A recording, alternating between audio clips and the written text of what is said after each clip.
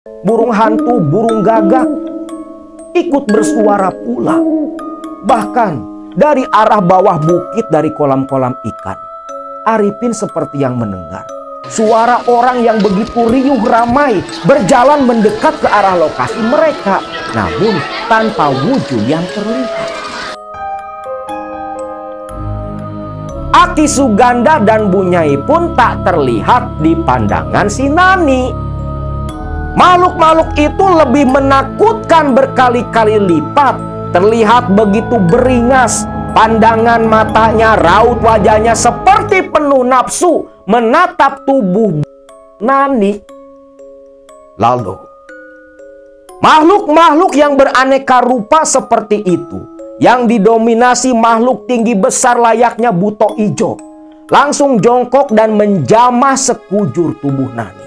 Dari ujung rambut sampai ujung kaki, tak lepas dari jamahan tangan-tangan makhluk laknat yang menggerubung tubuh Nani.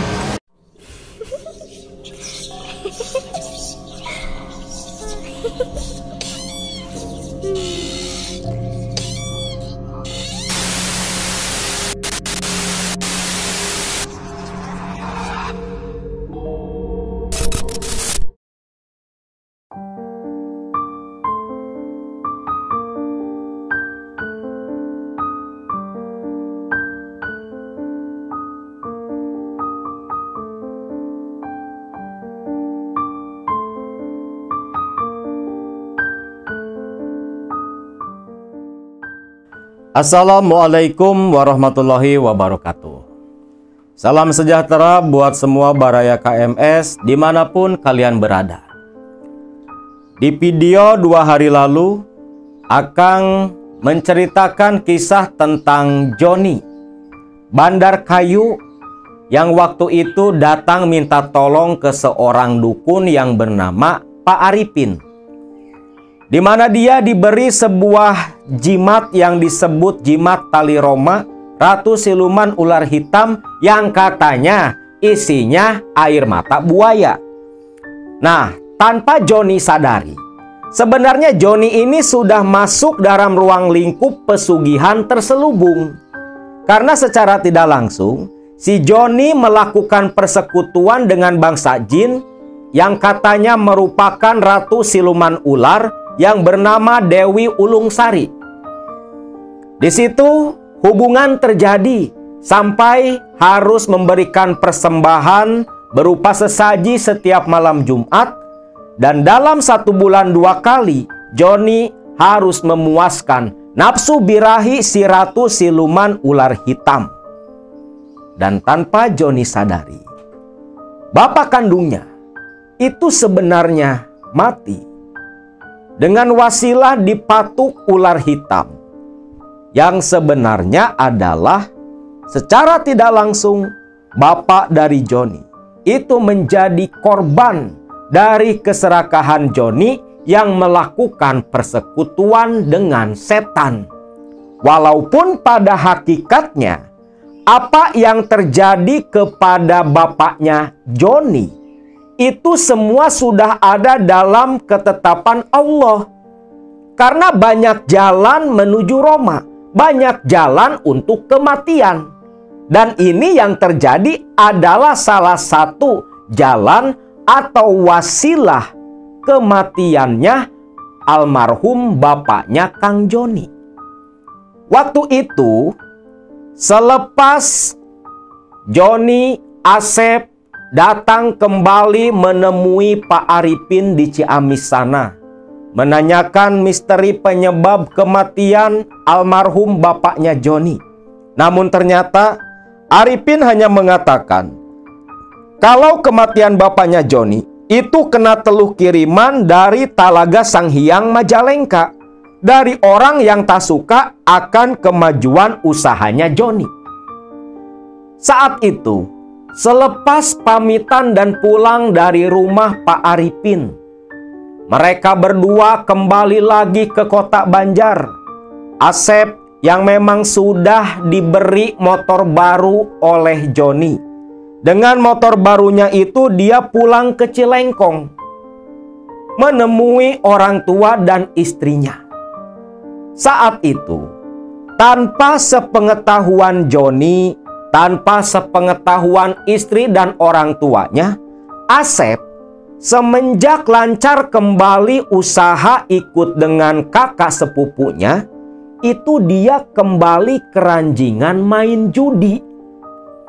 Bukan hanya judi slot yang kembali Asep lakukan, tetapi judi online seperti togel pun dia tekuni. Makin parah malah sebelum dulu kerja sama si Joni. Ketahuannya dulu, saat ibu bapaknya Asep pergi ke sawah, ikut panen di sawah tetangganya.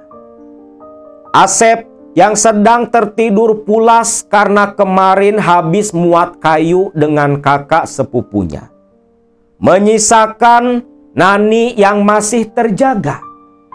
Waktu itu, Nani yang lagi nyapu di halaman sekitar jam 9 pagi, itu didatangi 3 orang. 3 orang yang sering keluar masuk kampung Cilengkong, yang tak lain adalah para penagih utang dari beberapa koperasi dan bank emok. Nani heran kenapa ketiga orang itu menuju ke rumah mereka. Karena setahu Nani, hutang-hutang sudah selesai dibayar atas bantuan Kang Joni kakak sepupunya. Namun ternyata ketika ketiga orang itu datang menemui Nani, ternyata yang ditanyakan adalah Asep. Nah di situ Nani pun kaget. Ternyata Asep pinjam uang sampai total keseluruhan 10 juta dari 3 bank emok yang berbeda. Nani yang tak tahu menau pun langsung lari masuk ke dalam rumah membangunkan Asep suaminya. Ternyata selama ini para penagih utang biasanya menagih ke tempat kerjanya Asep, atau kadang nagih ke tongkrongan Asep di sebuah warung pinggir jalan. Namun karena Asep lagi libur, mereka datang ke rumah. Asep pun yang memang lagi gak pegang duit sama sekali, dia hanya bisa diam ketika ditagih dan dicaci maki oleh mereka bertiga, termasuk dimarahi pula oleh Nani istrinya. Akhirnya ketiga penagih utang pun pergi pulang, menagih ke nasabah yang lain yang masih satu kampung di Cilengkong juga. Sekepergian para penagih utang, Nani yang merasa kecewa akan kelakuan Asep suaminya, tak bisa berbuat apa-apa, hanya menghelas, setengah menangis, terseduh-seduh, berkata kepada Asep saat itu, "Ya Allah Kang, kenapa Akang ini gak mau berubah Kang? Apa Akang tahu? Sebentar lagi Kang, sebentar lagi." Sambil mengelus-ngelus perut. "Sebentar lagi Kang, sebentar lagi kita berdua punya anak." "Hah? Punya anak? Maksud kamu apa Nan?" "Kang, perlu Akang tahu, saat ini Nani lagi hamil 2 bulan Kang. 2 bulan. Itu baru ketahuan kemarin. Nani minta antar ke ibu karena sudah 2 bulan gak datang bulan, gak head Kang. Kata bidan, Nani positif hamil, usia kandungan sekarang 2 bulan lebih Kang. Coba Akang mikir, kalau Akang terus-terusan seperti ini, bagaimana nasib anak kita Kang? Bagaimana Kang?" Ucap Nani yang malah semakin menangis saat itu. Asep pun merasa bersalah. Sekriminal apapun Asep, dia masih punya hati nurani. Melihat istri yang begitu dia cintai menunjukkan kekecewaan dengan tangisan, membuat Asep pun tak berkutik, mengakui semua kesalahan yang sudah dia perbuat. Nani langsung pergi meninggalkan Asep masuk ke dalam kamar, sedangkan Asep hanya duduk merenung sendiri di ruang tamu. Singkat cerita, malam hari Selepas ibu, bapak, dan istrinya tertidur lelap, Asep yang memang kepikiran terus perihal Nani yang sedang mengandung. Waktu itu, dia pun hanya bisa duduk merenung di teras rumah. Entah sudah berapa linting tembakau yang dia habiskan. Namun di tengah renungan Asep yang sedang merenungi kebodohan, Asep teringat akan cerita dari Pak Arifin tempo lalu, ketika pertama kali datang dengan Kang Joni, kakak sepupunya, perihal pesugihan jual janin. Iya juga, Pak Arifin kan pernah cerita kalau ingin cepat kaya bisa ikut pesugihan jual janin. Bukannya si Nani baru 2 bulan jalan, itu pasti bisa. Batasnya kan 4 bulan. Dapatnya juga katanya 1,5 M lebih. Tapi masa ia tega numbalin janin di kandungan si Nani? Ditambah lagi, apa mungkin Nani mau mengikuti rencana itu? Asep kepikiran terus tuh. Satu sisi, dia tak tega kalau harus menumbalkan atau menjual janin darah dagingnya sendiri. Tapi di sisi lain, tekanan para penagih utang, kebutuhan. Kalau nggak ada uang, bagaimana nanti nasib anak kalau lahir ke dunia? Gak mungkin sampai harus disengsarakan. Asep pun bergelut, bertengkar dengan batinnya sendiri. Namun pertengkaran makin lama antara setan dan malaikat dalam hati dan pikiran Asep. 2 bisikan yang berbeda. Akhirnya kebaikan pun kalah dengan kebatilan. Lah, daripada tuh anak lahir hidup sengsara, mending dijual saja buat pesugihan. Nanti kan bisa bikin anak lagi. Tapi kalau harus datang langsung ke rumah Pak Arifin, duit dari mana? Udahlah, besok aja ngomong sama Kang Joni, pikir si Asep. Nah, esoknya si Asep ini kan biasa berangkat lagi kerja. Sepulang kerja sekitar jam 3 sore, si Asep minta tolong ke Joni. Kang, ini loh Kang, di rumah teh sekarang lagi nggak ada uang. Si Nani juga lagi hamil, Kang. Bisa kasbon nggak? Gak banyak kok, Kang. Paling cuman gopek lah. Loh, kok kamu nggak ngasih tahu si Nani lagi hamil? Ya maaf, Kang. Asep juga baru tahu kemarin. Dikasih tahu sama Nani. Mau kasbon gopek lah, Kang. Buat meriksa si Nani ke bidan. Buat beli vitamin juga. Joni yang memang kasihan. Karena anak dalam rahim Nani itu kan keponakannya. Dia pun ngasih kasbonan 500.000. Yang tanpa sepengetahuan Joni, uang 500.000 itu sebenarnya mau dipakai Asep untuk datang menemui Pak Arifin. 2 hari pasca dapat kasbonan dari Kang Joni, Asep selepas maghrib dia pun langsung pergi ke Ciamis menemui Pak Arifin. Setibanya di sana, kebetulan waktu itu ada pula istrinya Pak Arifin yang menyambut Asep membukakan pintu. Assalamualaikum Ibu, Pak Arifinnya ada? Ucap Asep. Ada, Bapak lagi di kamar. Tunggu sebentar. Ujang teh dari mana? Ini Bu, saya Asep dari Banjar. 2 bulan lalu saya juga kesini nganter kakak sepupu saya. Oh, yang sama Kang Joni ya, yang Bandar Kayu. Iya Bu, itu saya sama kakak sepupu. Oh iya, maaf, soalnya dulu Ibu kan lagi nggak di rumah. Ya sudah, Jang Asep tunggu dulu sebentar. Nanti Ibu panggilkan Bapak. Mau kopi apa teh manis? Kopi aja Bu. Istri Pak Arifin pun hanya tersenyum lalu meninggalkan Asep sendiri di ruang tamu.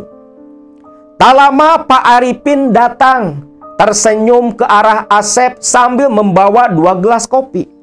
Alhamdulillah, kamu kesini, Sep. Nih, minum dulu kopinya. Iya Pak, kopi pun diterima.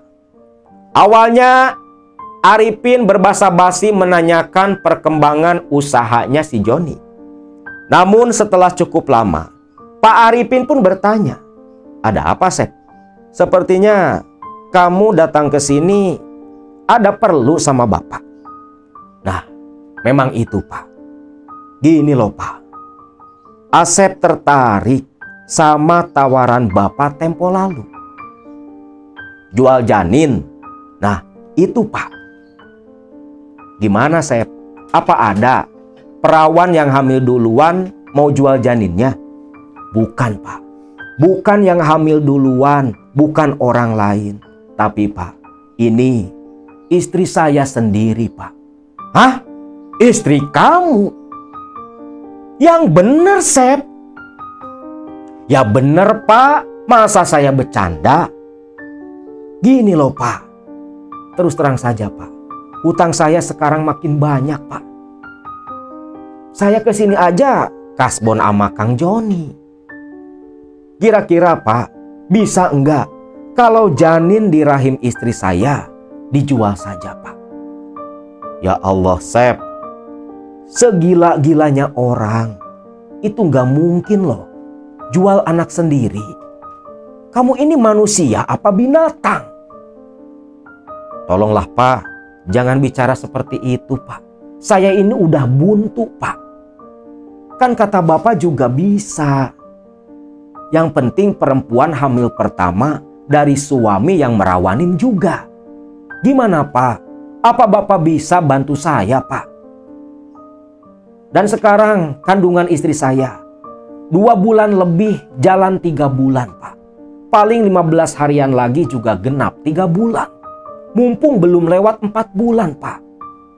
Coba Bapak pikir, kalau ini anak sampai lahir, kondisi saya banyak utang. Buat lahiran biaya dari mana? Apalagi buat biaya ngurusin tuh anak. Kasian, Pak. Malah sengsara nanti tuh bocah. Masalah anak kan nanti saya bisa bikin lagi sama Nani, Pak. Edan kamu, Sep. Tapi bolehlah, boleh. Kalau memang kamu sudah mentok, sesuai janji Bapak dulu, Bapak bersedia bantu kamu. Nah, gitu dong, Pak. Ini loh, baru dukun andalan saya, Pak. Jadi gimana, Pak? Syarat apa saja yang mesti saya sediakan, Pak? Kau minum kopi dulu lah, Sep. Kita santai saja.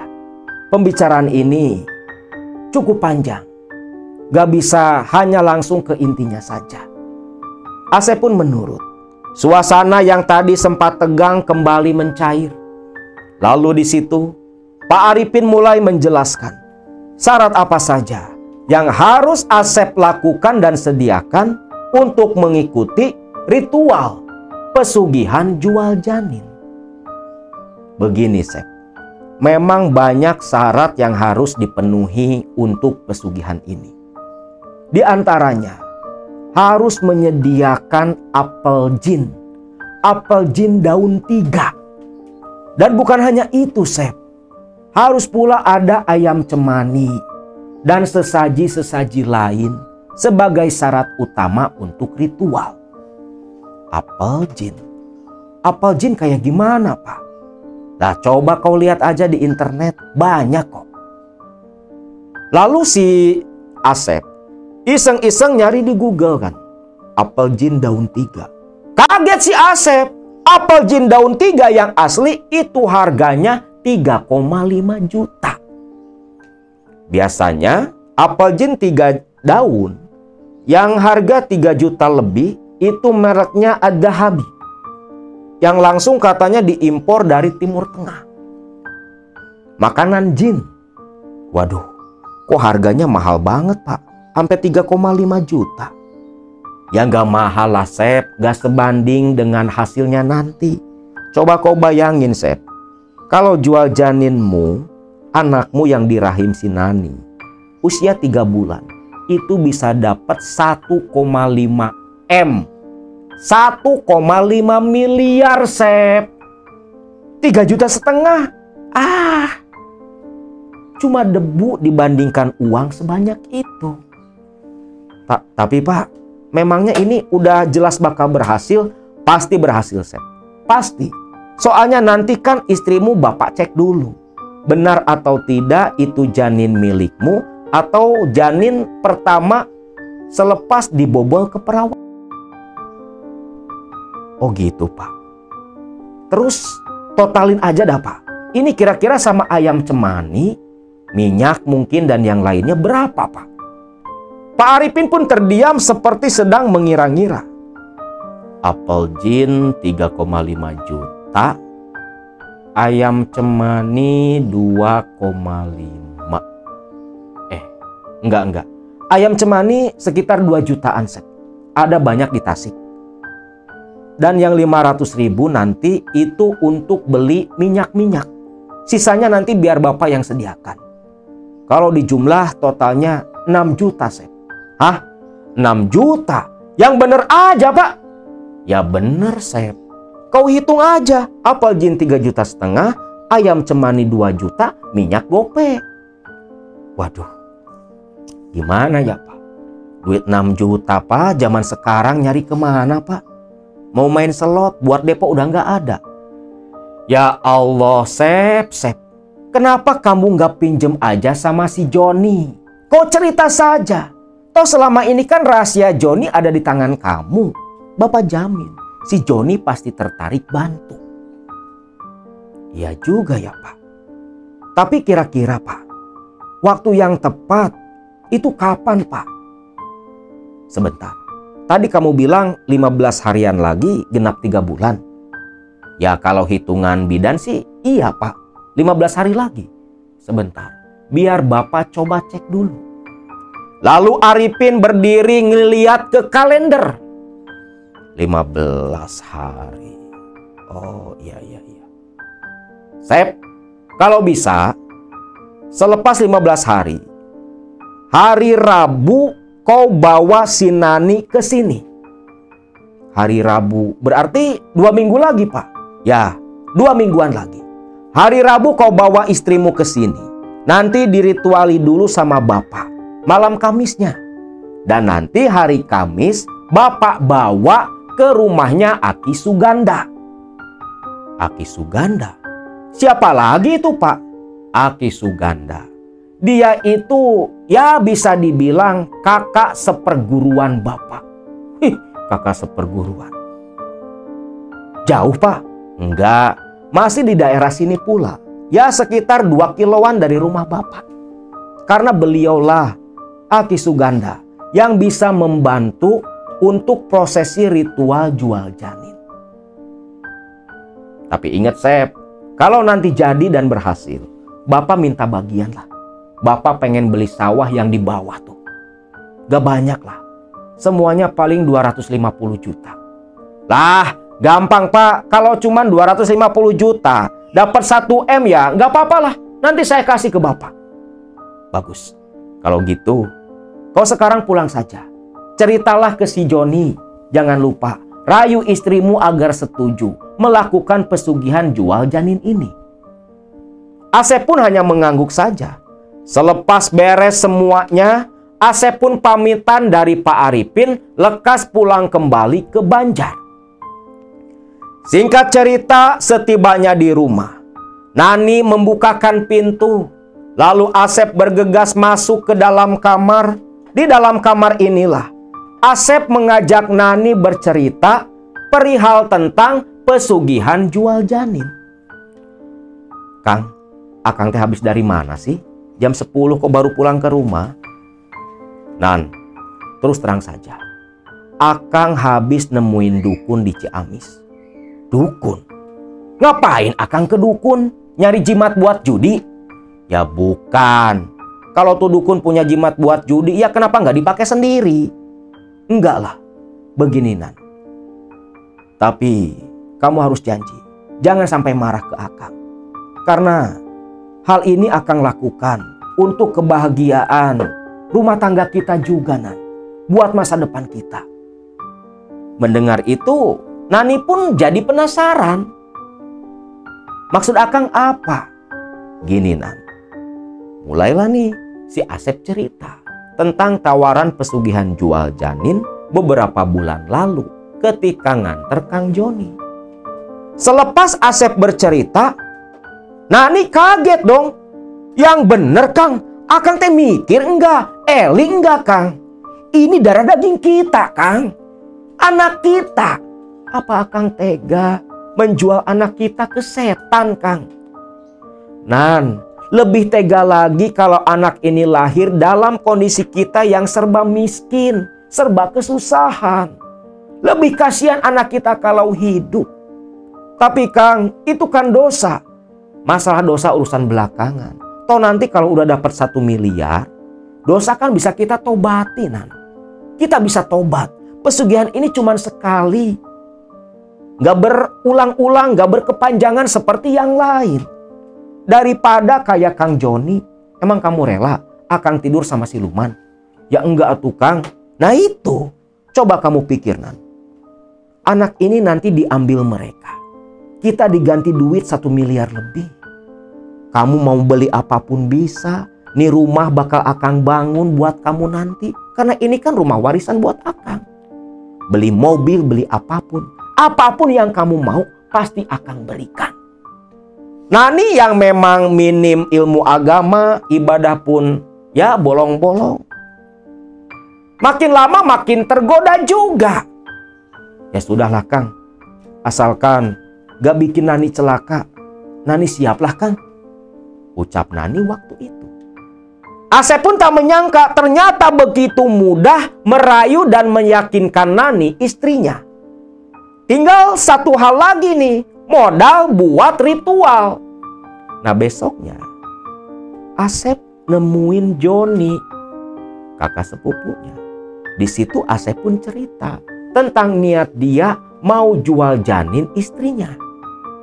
Astagfirullahaladzim Sep, kamu teh eling?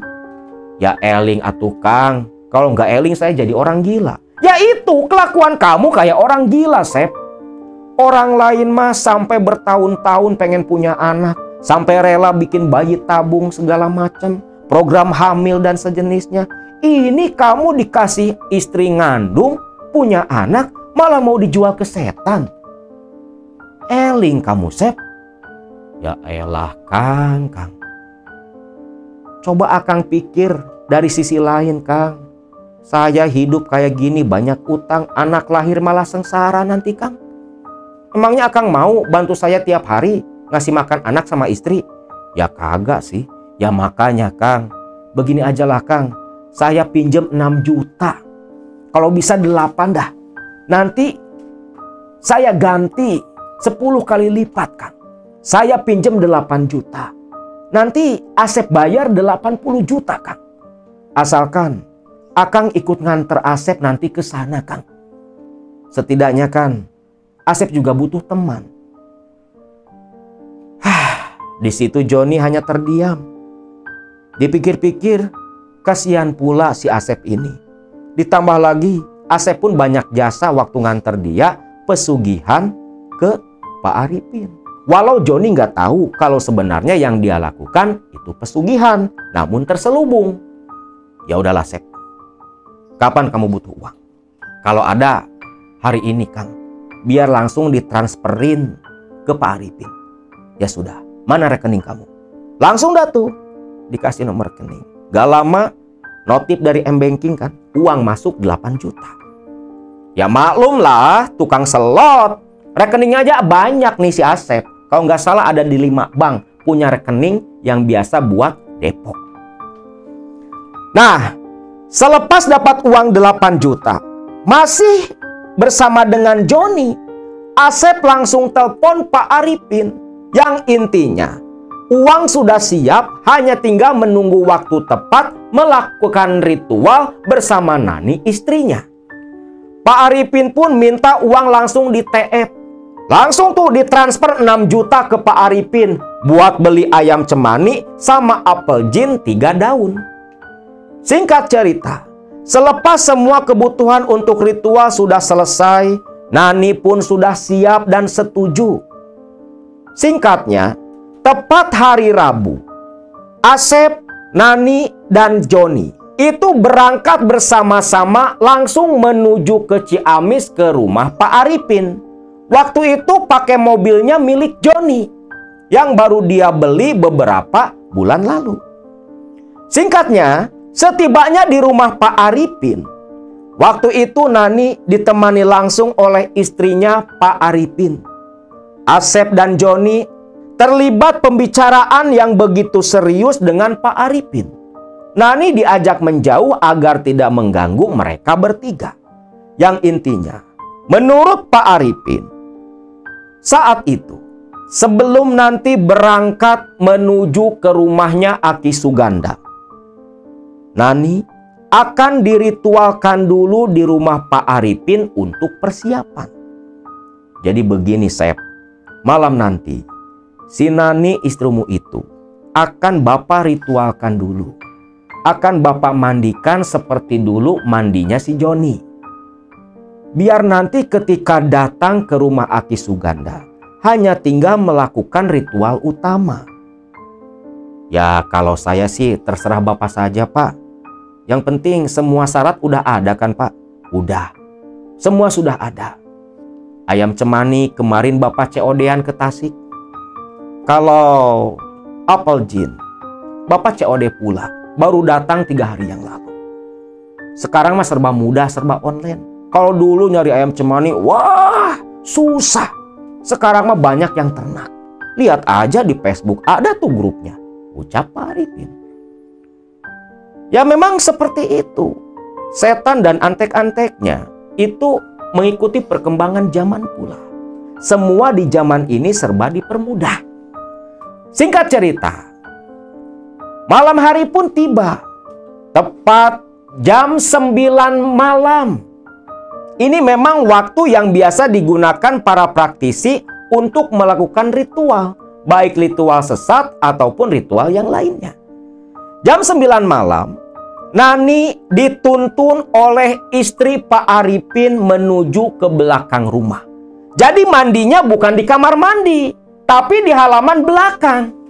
Asep pun bersama si Joni ngikut untuk menyaksikan. Namun di situ, Joni sampai terkejut menutup mata membalikkan badan. Ternyata di halaman belakang, di mana di situ ada gentong dari tanah liat dan gayung dari batok kelapa.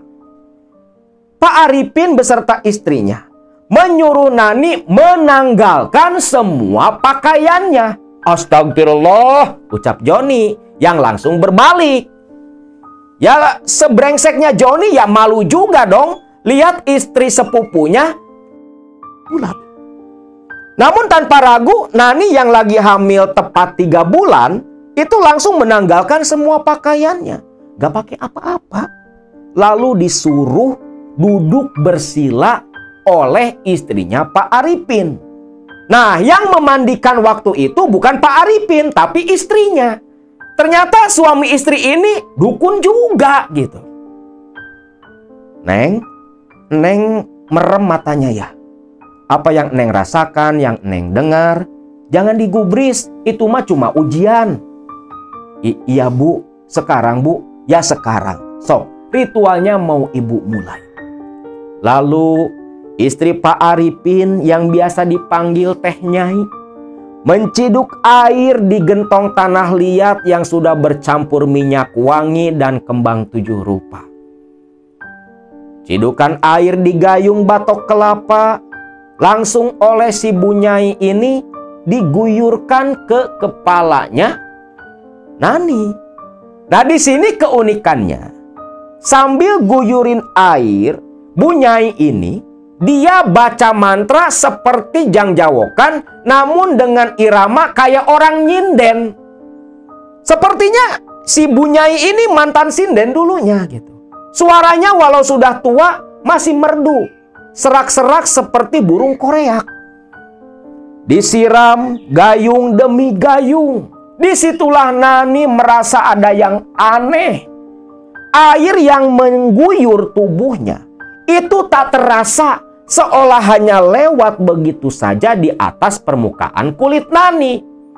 Selesai dimandikan dengan air kembang, Lalu Bu Arifin atau Bu Nyai itu mengambil sebotol minyak japaron merah. Dibuka tutupnya, dituang ke tangan. Nah, di sini Akang jadi ingat cerita-cerita yang dulu pernah Akang sampaikan. Jadi si minyak japaron dituang ke telapak tangan Bu Nyai, langsung dibalurkan ke sekujur tubuhnya Nani. Bahkan yang paling banyak dan paling lama itu dibalur-balur di perut Nani yang sedang mengandung. Nah, selepas selesai, Nani langsung mengenakan kembali pakaian, langsung disuruh tidur oleh Bu Nyai. Dan tidurnya itu di kamar tempat tidur Bu Nyai, istrinya Pak Arifin. Nani dituntun masuk ke dalam kamar. Begitu masuk, Nani pun kaget. Kamar itu lebih mirip seperti kamar pengantin siluman ular di masa lalu. Jadi ranjangnya ranjang kayu yang masih pakai kelambu tuh. Nah, di sudutan kamar itu ada sesaji umbo rampe. Ada juga tempat pembakaran kemenyan. Nah, di atas sprei putih kamar itu di atas sprei itu ditaburkan kembang-kembang. Malam pengantin bukan gitu kan. Malah nuansanya begitu horor dan menyeramkan. Si Asep sama Joni aja sempat melongok, nololin kepala di pintu. Waduh, Sep, kayak di film horor nih. Iya, A. Udahlah, kita ke ruang tamu aja nyusul Pak Arifin, ucap Asep. Joni pun menurut. Di dalam kamar tersisa hanya Bu Nyai dan si Nani. Pintu ditutup oleh Bu Nyai. Bu Nyai langsung menuju ke anglo tempat pembakaran kemenyan. Arang di situ dibakar oleh Bu Nyai. Selepas menyala, arang briket yang terbuat dari arang batok kelapa langsung ditaburi kemenyan bubuk. Aroma kemenyan pun menyeruak dalam ruangan. Lalu Bu Nyai berkata, Neng sekarang tidur saja. Kalaupun nanti Neng mimpi buruk atau sejenisnya, Neng jangan takut. Karena itu memang bagian dari ritual ini. Sok, sekarang Neng berbaring, ucap Bu Nyai. Nani menurut, langsung membaringkan badan. Hanya saja waktu itu Nani tak pakai baju seperti selepas mandi. Dia hanya mengenakan secari kain berwarna putih. Jadi nuansanya serba putih nih di dalam kamar itu. Selepas si Nani berbaring, Bu Nyai pun membuka lilitan kain. Jadi akhirnya Nani ini tidur telentang dalam kondisi telanjang. Nah, Bu Nyai ini benar-benar kayak di film horor. Si Bu Nyai ini itu langsung ngambil anglo yang tempat bakar menyan tadi. Nah, jadi si Bu Nyai dia sambil pegang anglo dan terus menambah bubuk kemenyan, itu memutari ranjang kayak orang tawaf. Mutarin ranjang sampai 7 kali. Dan selepas itu anglo disimpan di lantai di bawah ranjang tempat tidur si Nani. Lalu anehnya, selepas itu Nani langsung merasa ngantuk yang begitu berat dan tertidur begitu pulas. Bu Nyai hanya tersenyum lantas keluar dari kamar tempat ritual Nani. Selepas Nani tertidur pulas, Bu Arifin kan keluar. Itu berkumpul semua di ruang tamu. Ketika tiba di ruang tamu, Pak Arifin bertanya, "Gimana, Bu?" "Sudah selesai, Pak. Sekarang Nani sudah tidur pulas. Kita tunggu besok." "Ya sudah, sekarang Asep, Joni, kalian harus melek, jangan ada yang tertidur. Bapak sama Bu Nyai mau ritual untuk membantu memperlancar prosesi ritual pertama Nani istrimu Asep." "Iya, Pak. Saya sama Kang Joni di sini saja, Pak." Pak Arifin tersenyum. Lantas dia dan istrinya undur diri, pergi ke belakang, tentunya melakukan ritual di kamar yang katanya musola. Lalu sepeninggalannya Bu Nyai dan Pak Arifin, si Asep dan Joni hanya duduk diam sambil ngerokok, ngopi, mainin HP. Nah, ketika malam semakin larut, hal-hal aneh mulai terasa dan dialami oleh Joni dan Asep. Di mana ketika mereka yang sedang duduk asik dengan HP masing-masing dikagetkan oleh suara langkah-langkah kaki berlarian di luar rumah. Aduh, Kang, Akang denger, Kang? Iya, Sep, kayak orang lari-lari di luar. Tuh. Nah, sekarang yang nyapu, Kang. Joni pucat. Dia ingat kalau suara yang nyapu pakai sapu lidi gak salah lagi, itu si Denok, Kunti yang dulu ngintip si Joni lagi mandi. Aduh, Sep, gak salah lagi, Sep. Itu yang nyapu pasti si Denok, Sep. Sambil duduk merapat mendekat ke Asep. Ih, amit-amit, Kang. Berarti itu teh kuntilanak, Kang. Iya, Sep. Betul saja. Tak lama suara yang nyapu pakai sapu lidi di samping rumah itu bergerak maju menuju ke halaman. Betul lah, ketika Asep dan Joni melihat ke gordeng transparan jendela rumahnya Pak Arifin, sosok perempuan berdaster putih memegang sapu dengan gagang kayu asik nyapu di halaman rumah Pak Arifin. Di situ pucat pasi wajah Joni dan si Asep. Terlebih Joni yang langsung sembunyi di bawah ketiak Asep. Karena si sosok Denok ini, si Kunti ini langsung berbalik seperti tahu kalau Joni ada di dalam rumah. Dan lebih parahnya, sosok si Denok itu tertawa-tawa begitu menakutkan. Suara tawanya seperti suara tawa yang memanggil Joni untuk menemui dirinya. Mereka berdua tak bisa berbuat apa-apa. Ingin lari ke musola, takut ganggu ritual Pak Arifin. Akhirnya terpaksa malam itu, tengah malam jam 12, Joni dan Asep hanya bisa duduk menonton sosok si Denok yang terus tertawa bulak-balik di halaman rumah sambil menyapu di atas permukaan tanah. Sedangkan Nani di dalam kamar ritual yang tertidur lelap. Dalam tidurnya itu, Nani bermimpi. Dalam mimpinya Nani sedang tidur di atas ranjang batu. Namun ketika tersadar, dia yang ingin bangun hanya bisa meronta karena tangan dan kakinya seperti terantai oleh sesuatu yang tak kasat mata. Lalu, dalam pandangan Nani yang kebingungan bercampur rasa takut, mulai di sekeliling Nani muncul makhluk-makhluk halus. Semua hantu yang pernah ada dalam pikiran Nani, semua muncul dalam mimpi. Genderuwo, pocong, wewe gombel, tuyul, harimau, siluman ular. Pokoknya semua hantu lokal yang diketahui Nani itu muncul semua dalam mimpi. Mendekat dan mengerumuni tubuh Nani yang terikat di ranjang batu. Semua makhluk itu dengan kuku-kuku yang tajam dan menjijikan, dengan wajah yang begitu menakutkan, menjamah dan menggerayangi tubuh Nani. Nani hanya bisa teriak. Namun teriakannya seperti tertahan oleh sesuatu. Barulah ketika adzan subuh terdengar, Nani bisa bangun dari mimpi buruknya dan langsung teriak memanggil Asep sang suami. Berbarengan dengan keluarnya Bunyai dan Pak Arifin dari musola tempat ritual.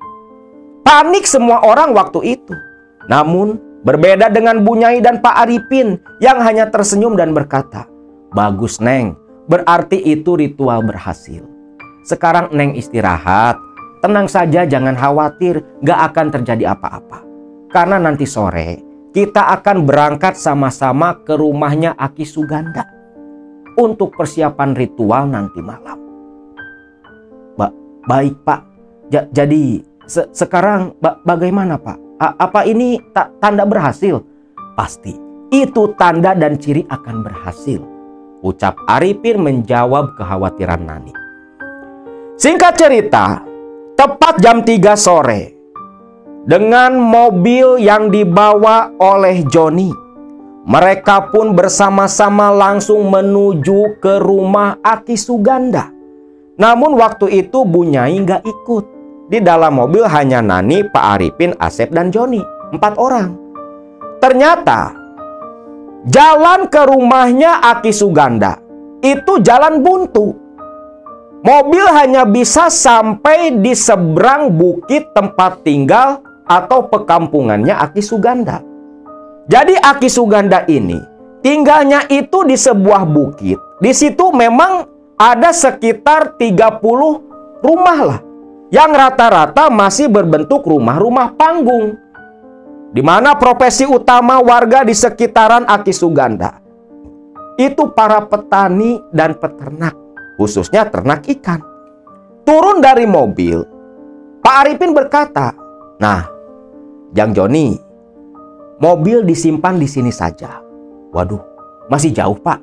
Tuh, rumah Aki Suganda di seberang sana. "Ah, itu Pak? Bukit itu?" "Iya, di bukit itu. Lihat tuh, banyak deretan rumah-rumah panggung. Nah, di situ tempat Aki Suganda tinggal." "Jadi kita jalan kaki nih Pak?" "Ya jalan kaki. Lawang jalannya cuma jalan setapak. Kita turun ke bawah, tuh nyebrang sungai, langsung saja menuju ke rumah Aki Suganda, kakak seperguruan Bapak." "Sep, kamu bawa itu ayam sama sesaji yang di kantung kresek." "Ya Pak." Asep pun langsung membawa ayam cemani, sedangkan sesaji yang lain dijingjing sama si Joni. Mereka berempat pun berjalan bersama-sama menuruni jalanan setapak yang disengket-sengket tanah merah. Kalau hujan kebayang licinnya luar biasa. Sampai di bawah mereka pun menyeberangi jembatan bambu kecil yang di bawahnya mengalir sungai yang begitu jernih. Airnya langsung dari pegunungan. Suasana di situ begitu asri, bikin betah siapapun yang baru datang ke lokasi itu. Nuansa khas pegunungan, khas pedesaan seperti di tahun 80-an. Mereka berempat terus berjalan melewati jalanan setapak, melintasi kolam-kolam ikan yang begitu rapi, di mana di setiap kolam ada seperti pancuran dan tempat BAB yang seperti helikopter. Maklumlah, rumah-rumah di pekampungan saat itu, khususnya di daerah itu jarang yang punya WC sendiri. Jadi kalau mau BAB nih mesti lari dulu ke kolam. Nah, singkatnya tibalah di rumah Pak Arifin. Sebuah rumah panggung yang terbuat dari kayu dengan atap dari genting. Nah, di situ Pak Arifin langsung beruluk salam. Yang tak lama terdengar suara batuk nenek tua. "Saha?" ucap si nenek dari dalam. Pintu terbuka. Terlihat nenek tua pakai kebaya lusuh. Rambutnya udah uban semua, disanggul acak-acakan. Hanya dengan sebatang kayu yang jadi pengunci. "Arifin, ada tamu. Masuk ke dalam. Nanti Nini panggilkan dulu si Aki." "Ya nih, santai aja nih," ucap Arifin. Yang langsung naik masuk ke dalam dan duduk di atas tikar yang digelar. Sedangkan si Nini yang bernama Nini Iroh, istri dari Aki Suganda, itu terlihat ke dapur seperti mau mencari keberadaan Aki Suganda.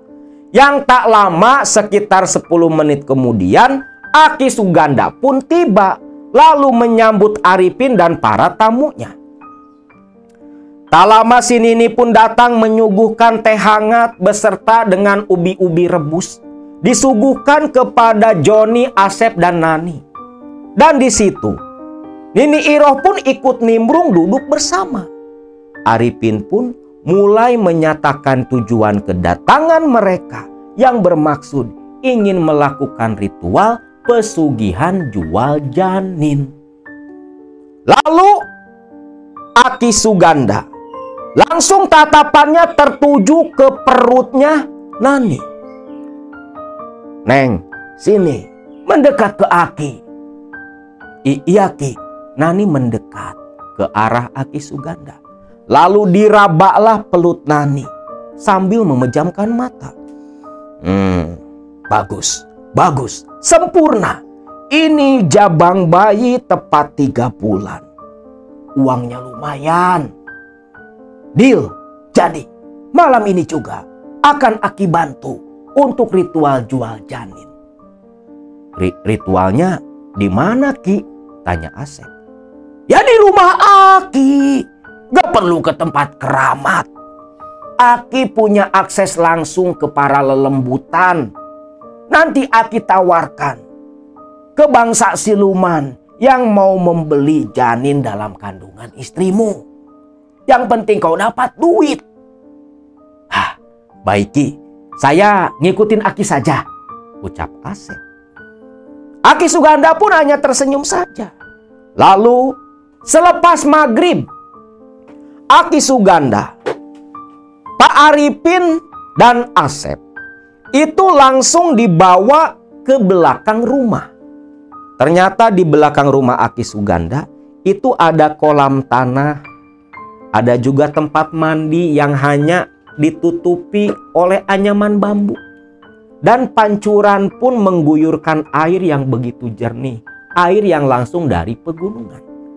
Di situ Aki Suganda mengajak mereka untuk menyembelih ayam cemani. Arifin, kau bawa ayam cemaninya kemari. Baik Kang. Lalu Arifin menenteng ayam. Sok, Arifin, kamu pegang sayapnya dan kamu Asep pegang kakinya. Aki yang akan menyembelih. Baik Ki. Lalu mulailah. Aki Suganda pun menyembelih leher si ayam cemani, yang dimana darahnya langsung mengucur ke sebuah mangkok yang sudah diletakkan di sana. Anehnya tuh ayam gak berontak, seperti yang begitu pasrah. Selepas tak ada lagi tetesan darah, ayam cemani pun langsung diambil lagi oleh Aki Suganda. Sedangkan darah di mangkok dibawa Arifin masuk ke dalam rumah. Selepas selesai penyembelihan ayam cemani, lalu malam hari itu di tengah ruang tamu rumah panggung Aki Suganda, di mana di situ Joni, Asep, Pak Arifin dan Ce Iroh, Nini Iroh istri Ki Suganda ada. Aki Suganda berkata, Nani, 1/4 jam lagi, tepat jam 9, ritual pertama akan dilakukan. Baik Ki, saya ikut arahan Aki. Bagus. Sambil nunggu, Aki Suganda pun menjelaskan semua tahapan-tahapan ritual. Tepat jam 9 malam, nih, bawa si Neng ke belakang. Mau dimandikan Ki? Iya nih. Mandikan seperti biasa. Baik Ki. Neng, ayo ikut sama Nini, ucap Nini Iroh. Nah, si Nani pun nurut dibawa ke belakang. Nini Iroh itu nenteng kain putih seperti kain kapan. Singkatnya tiba di belakang rumah, Nani disuruh menanggalkan kembali semua pakaiannya. Lalu dituntun masuk ke pancuran. Di situ pun Nani disuruh duduk jongkok di bawah pancuran air pegunungan yang dinginnya seperti air dari kulkas. Begitu dingin, sampai Nani menggigil. Namun aneh, ketika Nani menggigil kedinginan berusaha bertahan, disitulah Nini Iroh memegang ubun-ubun Nani. Rasa hangat pun menjalar di sekujur tubuh Nani. Hampir mirip seperti yang dilakukan Bu Nyai, Nini Iroh pun membaca jangjawokan layaknya seorang sinden. Sampai Nani keheranan. Lah ini dukun, kok semua istrinya kayak sinden, pikir Nani. Selepas ritual mandi selesai, Nani pun disuruh mengenakan kain kapan yang dibawa Nini Iroh. Kain kapan dililitkan di tubuh Nani. Lalu Nani yang sudah mandi dan mengenakan kain kapan melilit tubuhnya seperti kemben, sampai sebatas payudara atau dada, yang bawahnya hanya sampai di bawah lutut saja. Nani pun dituntun Nini Iroh masuk kembali ke dalam rumah panggung. Aki, sudah selesai dimandikan. Sekarang giliran Aki. Bagus. Joni dan kamu Arifin, kalian tunggu di luar. Baik Ki. Arifin dan Joni pun keluar. Hanya menunggu duduk diam di halaman rumah panggung Aki Suganda. Sedangkan Nani yang masih berdiri keheranan atas apa yang harus selanjutnya dia lakukan, hanya menatap ke arah Asep yang sama bingungnya. Sekarang apalagi Ki? Sekarang ke ritual yang paling utama. Lihat, sudah tepat jam 10 malam. Berarti hampir sejam tuh si Nani dimandiin oleh Nini Iro. Nani, ikut dengan Aki. Di dalam rumah panggung itu hanya ada 2 kamar. Dan itu pun tepat di depan ruang tamu. Jadi kalau lagi di ruang tamu itu bisa langsung lihat ke kamar. Kamarnya nggak pakai pintu, nggak pakai gordeng. Blong aja kebuka. Nah, ternyata di dalam kamar itu adalah kamar untuk ritualnya. Di situ penerangan kan memang listrik dimatikan. Sengaja hanya menggunakan penerangan menggunakan lampu minyak. Di dalam kamar itu setengah terang setengah gelap lah. Redup. Suasananya betul-betul horor. Asep pun sampai bergidik ngeri ketika melihat Nani dituntun masuk ke kamar tersebut. Di mana di situ berbagai macam sesaji digelar di atas lantai yang terbuat dari kayu papan. Nani lalu disuruh berbaring di atas lantai papan, di mana ritual pun langsung dimulai oleh Aki Suganda. Nani yang terbaring di lantai papan itu disuruh membuka kemben kain kapan yang dijadikan alas tiduran oleh Nani. Nani kembali tak berbusana di situ. Di samping Aki Suganda ada Nini Iroh pula yang membantu prosesi ritual. Ayam cemani yang tadi disembelih ada pula di situ diletakkan di atas bunga-bunga 7 rupa. Sesaji begitu komplit. Lalu apel jin 3 jari sudah dibuka pula. Yang di dalamnya seperti madat, bentuknya kayak odol, kayak aspal berwarna hitam kemerahan. Yang dibakar itu baunya begitu harum seperti candu. Dibakar langsung oleh Aki Suganda. Dan mulailah Aki Suganda ini melantunkan jampi-jampi, membaca mantra. Sedangkan Asep yang hanya duduk bengong memperhatikan istrinya yang dijampe-jampe sama Aki Suganda hanya bisa diam. Keanehan terjadi ketika Nani lagi dijampe di ritual utama dalam kamar itu. Terlihat oleh Asep, Nani itu seperti yang gelisah. Dia nggak bisa diam. Bergerak-gerak ke kanan dan ke kiri seperti seekor belatung. Kadang mengerang, kadang merintih kesakitan, kadang seperti perempuan yang sedang kegelian. Asep gak habis pikir apa yang disaksikan dan dirasakan oleh Nani. Sedangkan di luar rumah, tepatnya Arifin dan Joni, yang waktu itu merasakan hawa mulai berbeda. Didukung oleh suasana pegunungan dan bukit yang menyeramkan. Mereka berdua merasakan ada perubahan aneh di lingkungan sekitar rumah Aki Suganda. Pak Arifin, ini kok suasana jadi kayak gini Pak? Sepertinya John, si Aki Suganda sudah memulai ritual. Apa yang kau lihat nanti kau diamlah. Tenang, ada Bapak, ucap Pak Arifin. Awalnya Johnny nggak paham apa maksud Pak Arifin. Namun makin lama makin terasa. Anjing-anjing di kejauhan mulai saling melolong bersahutan. Burung hantu, burung gagak ikut bersuara pula.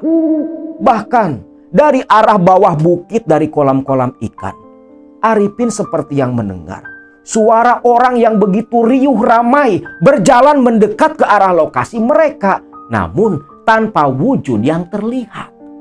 Bahkan ketika suara-suara rombongan berjalan dengan saling berbicara dalam bahasa yang tak dimengerti, itu terdengar jelas di depan Arifin. seperti yang berkerumun di rumah Aki Suganda. Sedangkan dalam kamar, Nani, selama Aki Suganda melakukan perapalan mantra bersama Nini Iroh, lambat laun Nani mulai melihat hal-hal yang menakutkan. Sama persis seperti yang pernah dia mimpikan di rumah Pak Arifin. Makhluk-makhluk tak kasat mata mulai satu persatu berdatangan mengerumuni Nani sampai Aki Suganda dan Bu Nyai pun tak terlihat di pandangan si Nani.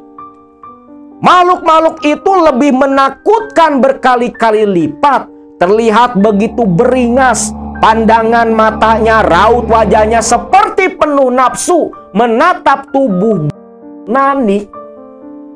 Lalu, makhluk-makhluk yang beraneka rupa seperti itu, yang didominasi makhluk tinggi besar layaknya buto ijo, langsung jongkok dan menjamah sekujur tubuh Nani. Dari ujung rambut sampai ujung kaki, tak lepas dari jamahan tangan-tangan makhluk laknat yang menggerubuni tubuh Nani. Di situ Nani merasakan kesakitan.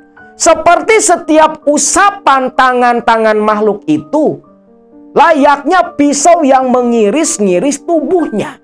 Nani menjerit, meronta, terlebih di bagian perut seperti yang diobok-obok, diaduk-aduk dari dalam. Janin di dalam rahimnya seperti dijungkir balikan. Sedangkan yang disaksikan dan terdengar oleh Asep itu hanya Nani seperti yang gelisah dan mengerang-ngerang kecil saja. Lalu rontaan Nani berhenti.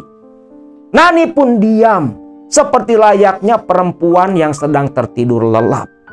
Lalu si Aki Suganda dan Nini Iroh pun keluar. Begitu Asep melihat ke jam dinding di rumah itu, ternyata sudah tepat jam 12 malam.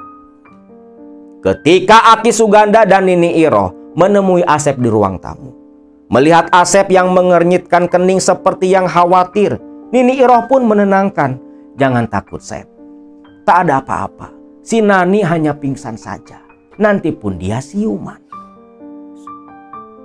Arifin, Joni, masuk ke dalam, teriak Ki Suganda. Terdengar suara Arifin dan Joni itu naik ke kayu papan, langsung masuk ke dalam rumah. Gimana Ki? Apa udah selesai? Sudah, kita tinggal tunggu si Nani siuman. Arifin pun tersenyum senang. Joni hanya diam karena dia tak terlalu ingin tahu masalah itu. Nah, tepat jam 1:30 dini hari, Nani pun tersadar. Melihat itu, Nini Iroh bergegas masuk ke dalam kamar. Membantu Nani bangun lalu disuruh mengenakan kembali pakaian dan dituntun keluar ke ruang tamu. Lalu, selepas Nani keluar dari kamar itu, Aki Suganda pun masuk ke dalam kamar. Lampu teplok dimatikan, otomatis langsung gelap total. Hanya mendengar suara Aki Suganda yang membaca-baca mantra. Dan tepat jam 3 dini hari, Aki Suganda pun keluar, memanggil Asep dan Nani. Asep, Nani, ikut Aki ke sini. Sekarang Ki? Ya, sekarang. Asep dan Nani pun langsung mengikuti Aki Suganda masuk ke kamar. Bermodalkan senter dari HP, Aki Suganda menyuruh Asep membuka sebuah peti kayu di pojok kamar. Sep, kamu buka peti kayu itu. Lihat apa isi dalamnya. Kayu itu Ki? Iya, kau bukalah. Nah, Asep pun mendekat bersama Nani. Senter HP dinyalakan. Peti kayu dibuka. Asep dan Nani terbelalak tak bersuara. Mulut hanya bisa menganga. Di dalam peti kayu itu penuh dengan tumpukan uang 100 ribuan. Asep dan Nani sampai gemetaran meraba uang-uang itu. Kang, ini uang asli Kang. Asli Nan, ini uang asli. Ini asli. Kita kaya Nan, kita kaya. Lalu Aki Suganda pun kembali memanggil mereka. Dibawa keluar, berkumpul semua di ruang tamu. Aki Suganda pun berkata, "Begini, Asep, Nani, uang itu belum bisa digunakan oleh kalian. Harus menunggu 10 hari ke depan sampai uang itu sempurna. Nanti selepas 10 hari dari hari ini, kalian datanglah kemari, ambil semua uang itu. Namun ingat, uang itu langsung saja kau simpan di bank agar tak menghilang. Takut ada gangguan dari bangsa lelembutan kalau uang itu tak disimpan." "Baik, Ki. Saya paham, Ki." "Lantas, berarti 10 hari lagi baru bisa dibawa, Ki?" "Iya, 10 hari lagi baru bisa dibawa. Namun, kalian harus tebus semua uang itu. Tak perlu banyak. Aki cuma minta 10 juta. "Loh, kenapa nggak ngambil dari uang itu saja, Ki?" "Gak boleh, pamali," ucap Ki Suganda sambil tersenyum. "Gimana, Kang? Nanti digandain loh, Kang. Tak bayar semuanya jadi 100 juta. "Ya sudah, biar Akang yang bayar. Pak Arifin, titip transfer aja ya, Pak." "Oh iya, sok. Masukin aja rekening saya." "Ada, Pak. Kok yang dulu kan bekas mahar?" "Ya udah. 10 juta TF ke Arifin untuk mahar ke Aki Suganda. Buat nebus duit tuh yang dipeti, yang entah duit dari mana." Nah, singkatnya pagi hari mereka semua pun pulang, balik lagi ke Banjar nih. Nunggu nih 10 hari. Wah, udah nggak sabar dong. Duit 1 M lebih tuh dipetik kebayang-bayang terus. Lalu di waktu yang sudah ditentukan tepat 10 hari pasca ritual, Nani, Asep, dan si Joni langsung meluncur ke Ciamis. Tiba di rumah Aki Suganda, itu peti digotong sama 4 orang. Bahkan Nani yang lagi hamil ikut gotong pula. Loh, walau lagi hamil lihat duit segitu, ya semangat dong. Nah, ceritanya tuh uang di peti langsung dimasukkan ke mobil. Ketika sampai di rumah Pak Arifin kan dulu minta duit 250 juta buat beli sawah. Dikasih langsung, bro. 250 juta cash depan muka. Tapi nggak dikepretin, langsung dikasih ke Pak Arifin. Lalu buat Joni pun sama, 100 juta dikasih ke Joni. Sisanya 1 miliar 150 juta. Gak kurang, gak lebih. Pas. Lawong katanya dihitung dulu di rumah Pak Arifin. Uang itu kayak uang biasa. Cuman ada yang berbeda itu baunya. Ada sedikit bau-bau minyak. Lalu uang itu pun dibawa langsung ke Banjar. Nah, besoknya nih, sesuai instruksi dari Aki Suganda, itu uang. Nah, ini nih kelebihannya tukang slot ya. Itu rekeningnya kan banyak. Akang bilang di awal kan sampai punya 5 rekening kan di bank yang berbeda. Nah, uang yang 1 M lebih itu disebar di 5 rekening. Ada yang atas nama Arifin, ada pula yang atas nama Nani. Langsung disimpan ke bank. Nah, 3 hari selepas uang dimasukkan ke bank, ini gila ya 2 orang ini. Ya malum lah, biasa nggak punya duit langsung dapat 1 M lebih. Jadi jutawan dia kan. Itu langsung ngontak pemborong untuk merenovasi rumah Noneng dan Enceng, yang tentunya jadi rumah milik si Asep nantinya. Itu rumah yang tadinya cuma rumah setengah permanen, semi permanen tuh langsung jadi rumah gedung. Rumah jadi, wah kerjanya nih keluarga shopping mulu pokoknya. Selepas rumah jadi ada garasi segala macam. Nih tak tanggung-tanggung ya. Si Asep itu langsung beli mobil. Menurut cerita Kang Joni, itu Asep langsung beli 2 unit mobil Brio tipe tertinggi. Dan beli 1 unit mobil pick up untuk Enceng bapaknya. Bahkan nih, saking kaya rayanya jadi orang kaya dadakan di kampung, itu bikin semua orang iri.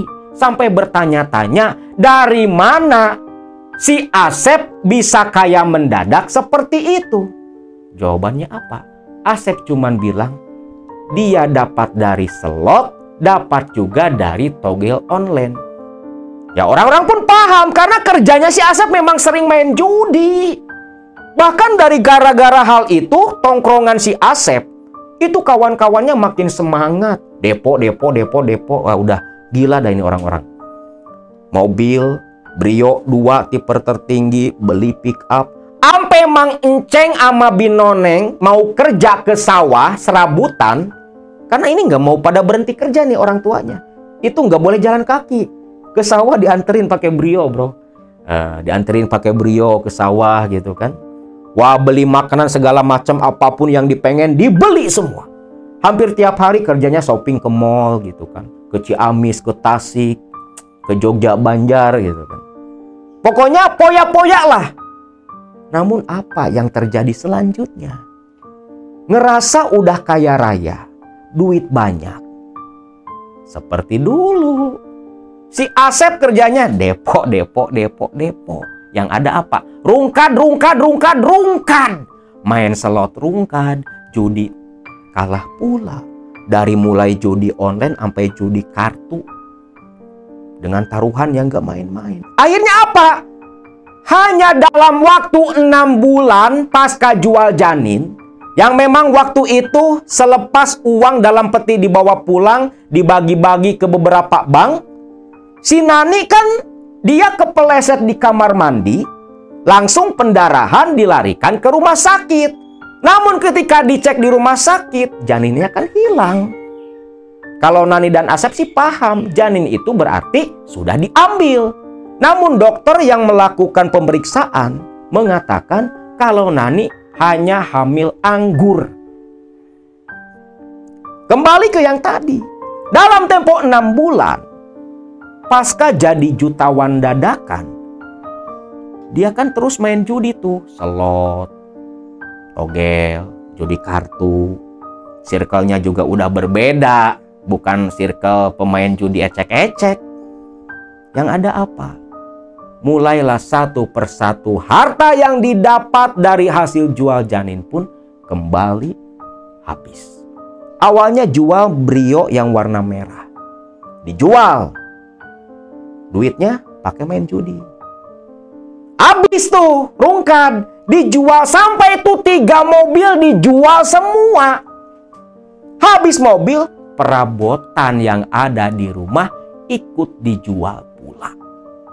Dan yang tersisa hanya rumah saja yang Asep dan Nani beserta 2 orang tuanya tempati karena susah ngetengnya. Gak mungkin kan dijual semeter-semeter, kagak bisa. Terlebih lagi dipertahanin tuh rumah oleh Enceng dan Noneng, ibu bapaknya si Asep. Harta dalam sekejap habis tak tersisa. Akang aja sampai ngerutin kening waktu Kang Joni ini cerita. Kang, cuman 6 bulan. 6 bulan si Asep ini ngalamin kaya raya. Mobil 3 habis dijual semua. Pakai judi, Kang. Perabotan di rumah dijualin semua. Dan yang lebih parah, Kang, setelah semua harta benda habis, si Nani minta cerai ke si Asep. Asep pun tak bisa berbuat apa-apa karena dia udah nggak punya apapun untuk Nani. Terlebih entah kenapa, semenjak harta semua habis, Nani itu seperti yang begitu benci kepada Asep. Tatapan wajah aja si Nani sampai buang muka. Apalagi dideketin. Kayak dideketin setan, si Nani sampai lari. Singkatnya, akhirnya si Nani ini atas dukungan orang tuanya yang di Sumatera itu langsung gugat cerai. Rapak kalau orang Sunda bilang. Bahkan selepas mengurus perceraian, walaupun sekarang belum selesai nih, si Nani ini langsung disuruh balik ke Sumatera. Dan sekarang ada di Sumatera bersama orang tuanya. Sedangkan Asep, selepas harta bendanya habis, dia seperti orang depresi. Ikut kerja lagi dengan Joni. Dia tak mau. Karena beberapa bulan kan hidup kaya raya. Gengsi dong kalau jadi buruh kayu lagi.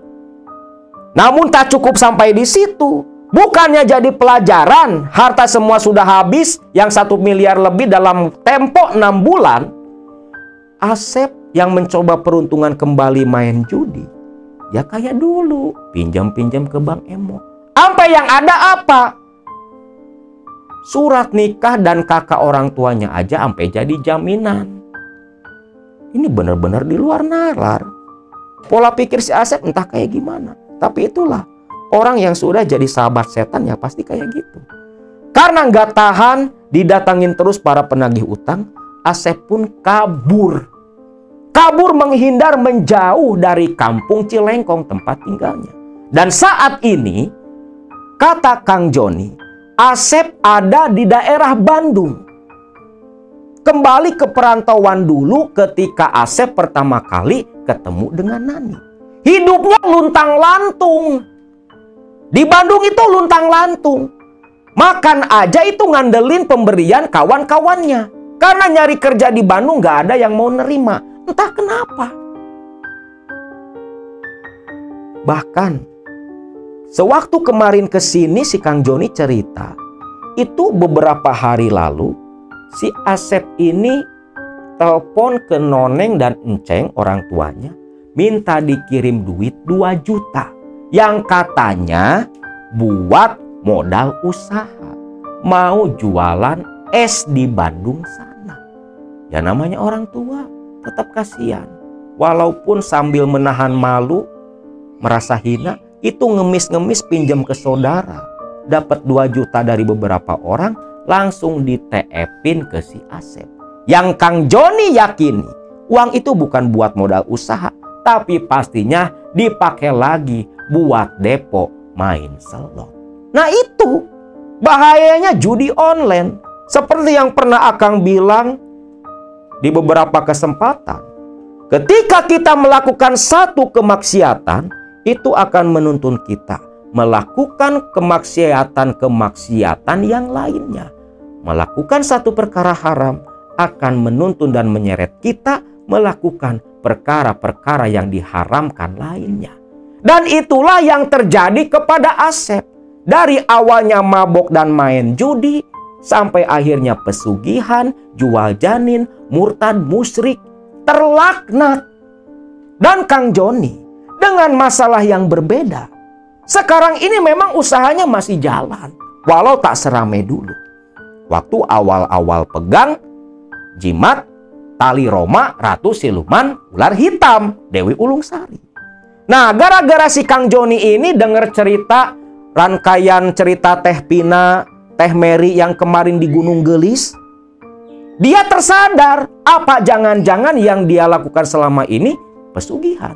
Makanya ketika dia kemarin datang sambil nunjukin jimat yang katanya tali Roma isinya minyak air mata buaya dengan hodamnya Ratu Siluman Ular Hitam, ya dengan enteng Akang bilang, lu secara nggak langsung udah ikut pesugihan, lu muja siluman ular. Akhirnya Kang Joni yang paham akan hal itu pun minta dilepas. Karena dia itu memang gak paham, gak ngerti. Hanya terjebak oleh Pak Arifin saja.